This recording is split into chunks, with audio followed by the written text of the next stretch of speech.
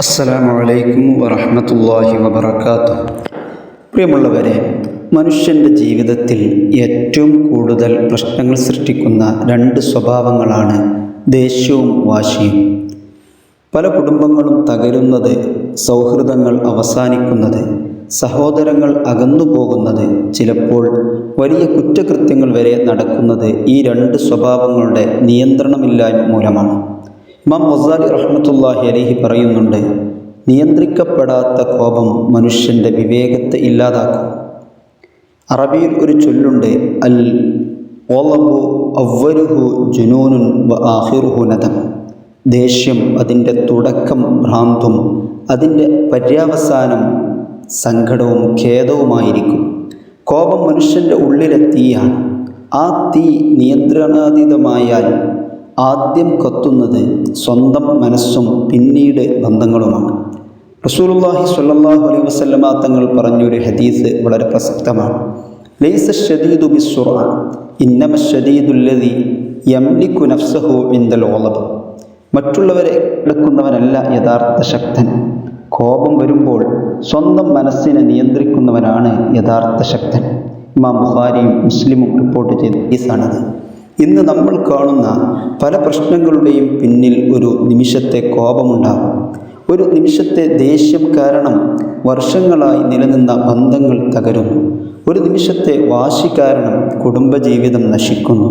പിന്നീട് മനുഷ്യർ പശ്ചാത്തപിക്കും. പക്ഷേ പറഞ്ഞ വാക്കുകളും ചെയ്ത തെറ്റുകളും തിരികെ കൊണ്ടുവരാൻ കഴിയില്ലല്ലോ.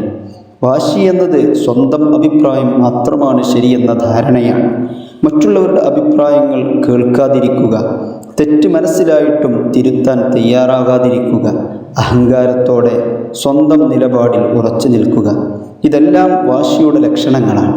പരിശുദ്ധ ഖുർആൻ നമ്മെ ഓർമ്മിപ്പിക്കുന്നുണ്ട്, വൽ കാദിമീനൽ ഗൈള വൽ ആഫീന അനിന്നാസ്. കോപം അടക്കി വെക്കുന്നവരും മനുഷ്യരോട് പൊറുക്കുന്നവരുമാണ് സജ്ജനങ്ങൾ. ഇസ്ലാം കോപത്തെ ഇല്ലാതാക്കാൻ പറയുന്നില്ല, മറിച്ച് അതിനെ നിയന്ത്രിക്കാനാണ് പഠിപ്പിക്കുന്നത്. കാരണം കോപം സ്വാഭാവികമായൊരു വികാരമാണ്, എന്നാൽ അത് നിയന്ത്രിക്കപ്പെടണം. റസൂലുള്ളാഹി സ്വല്ലല്ലാഹു അലൈഹി വസല്ലമ തങ്ങൾ കോപം വരുമ്പോൾ ചില മാർഗങ്ങൾ നമ്മെ പഠിപ്പിക്കുന്നുണ്ട്. ഒന്നാമതായിട്ട്, നിൽക്കുകയാണെങ്കിൽ ഇരിക്കാനും, അതല്ല ഇരിക്കുകയാണെങ്കിൽ കിടക്കാനും റസൂലുള്ളാഹി സ്വല്ലല്ലാഹു അലൈഹി വസല്ലമ തങ്ങൾ ആജ്ഞാപിച്ചിട്ടുണ്ട്. അതുപോലെ വുളൂ ചെയ്യുക. കാരണം കോപം ശൈത്താനിൽ നിന്നുള്ളതും ശൈത്താൻ തീയിൽ നിന്നുള്ളതുമാണ്. ഉടൻ പ്രതികരിക്കാതിരിക്കുക, കുറച്ച് നിമിഷം മിണ്ടാതിരിക്കുക. സഹോദരങ്ങളെ, കുടുംബജീവിതം സന്തോഷകരമാകണമെങ്കിൽ കോപവും വാശിയും നിയന്ത്രിക്കണം.